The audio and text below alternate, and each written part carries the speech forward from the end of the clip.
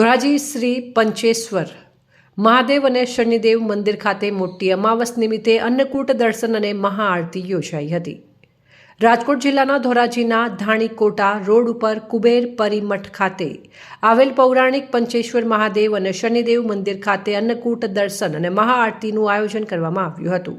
શનિદેવની મોટી અમાવસ હોવાથી ભવ્ય ઉજવણી કરવામાં આવી હતી, જેમાં વહેલી સવારે 7 કલાકે આરતી તથા અન્નકૂટના દર્શન કરી આખો દિવસ રાખવામાં આવ્યા હતા। સાંજે 7 કલાકે મહાઆરતી ડિજિટલ રાખેલી હતી। ત્યારબાદ અન્નકૂટની પ્રસાદીનું વિતરણ કરવામાં આવ્યું હતું। આ પ્રસંગમાં ધોરાજીની ધર્મપ્રેમી જનતા અને શનિદેવના ભક્તજનોએ બહોળી સંખ્યામાં અન્નકૂટ દર્શન સાથે મહાઆરતીના દર્શન કરી ધન્યતા અનુભવી હતી, જેમાં ધોરાજીના પૂર્વ ધારાસભ્ય લલિતભાઈ વસોયાએ હાજરી આપી હતી। શનિદેવ તથા શ્રી પંચેશ્વર મહાદેવ મંદિરની પૂજા અર્ચના કરી ધન્યતા અનુભવી હતી। આ કાર્યક્રમને સફળ બનાવવા માટે શ્રી શક્તિ ગ્રુપના તમામ સભ્યોએ આ કાર્યક્રમને સફળ બનાવ્યો હતો। મોહિત ચંદુભાઈ ખમાઈતા, જય શનિદેવ, જય પંચેશ્વર મહાદેવ।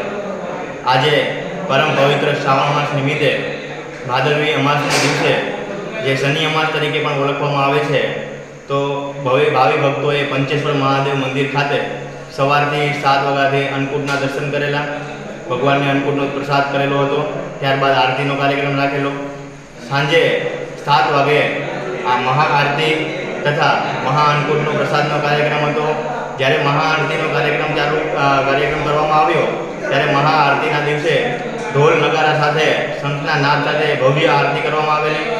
ભગવાનને અન્નકૂટનો પ્રસાદ ધરવામાં આવેલો હતો, તો જે અન્નકૂટના પ્રસાદને આપણે ભક્તોમાં વિતરણ કરેલું। ત્યારબાદ દાદાનો પ્રસાદ લઈ બધા પાવન ભક્તો થયા, મહાઆરતીનો લાભ લીધો અને શનિદેવ મંદિર ખાતે આપણે અવનવા કાર્યક્રમ કરવામાં આવે છે।